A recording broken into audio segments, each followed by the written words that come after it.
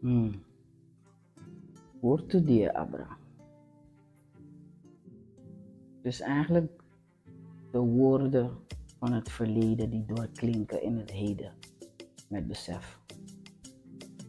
Ik ben erachter gekomen dat heel veel van ons, die kennen onze gedichten niet. Kan je ons kwalijk nemen? Nee, want je hoort ze toch niet. Ik ben conversaties aangegaan met Trifusa, Slory, Celestine Raalte, door hun werken.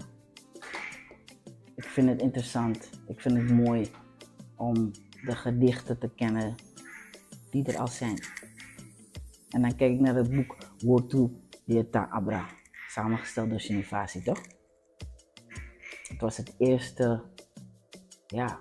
eerste bloemlezing met zoveel dichters van ons land.